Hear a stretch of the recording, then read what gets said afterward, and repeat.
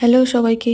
আজকে হচ্ছে আমার মায়ের জন্মদিন, তাই আমি সবসময়তেই চেষ্টা করি যে আজকের এই দিনটাতে মাকে একটু স্পেশাল ফিল করানো। আজকেও ঠিক তেমনটাই করেছি। মা যে খাবারগুলো খেতে পছন্দ করে সেই খাবারগুলোই বানানোর চেষ্টা করেছি মায়ের জন্য। এমনিতে তো মা বাবা কারোরই জন্মদিন কোনোদিনই পালন করা হতো না। আমি বড় হওয়ার পর থেকেই চেষ্টা করেছি আমি আর বোন দুজনে মিলে যে মা বাবার জন্মদিনটা ছোট করে হলেও একটু সেলিব্রেট করার। প্রত্যেকবারই একটা কেক নিয়ে আসবার চেষ্টা করি, কিন্তু সেটা এবার আর আনতে পারিনি। তবে মায়ের পছন্দ মতো বাসন্তী পোলাও আর চিকেন কষা বানিয়ে খাইয়েছি। আর ভেবে রেখেছিলাম মাকে নিয়ে একদিন কোনো ক্যাফেতে বা রেস্টুরেন্টে যাব। আর মাকে আর বোনকে নিয়ে আমি গেছিলাম একটা ক্যাফেতে। সেই ভিডিওটা আমি তোমাদের সাথে পরে শেয়ার করব। রান্না বান্না শেষ করে আমি ধোয়া মাজা করে ঘরটর সব মুছে নিয়েছিলাম। আর এদিকে বোন স্কুলে গেছিল, ওর আসতে দেরি হচ্ছিল দেখে আমি আর মা দুজনে আগে খেয়ে নিয়েছি। বোন বাড়িতে আসার পর ওকেও খাবার দিয়ে দিয়েছি। আর এদিকে সন্ধ্যাবেলা আমি বসেছিলাম মায়ের জন্য একটু পায়েস বানাতে। জন্মদিনের দিন একটু তো পায়েস খেতেই হয়, তাই না? আমি পায়েসে সবসময় গরুর দুধ, পাউডার দুধ দুটোই দেবার চেষ্টা করি। দুধ গোলার পর আমার আর বোনের জন্য একটু প্যাকেটে রেখে দিয়েছি।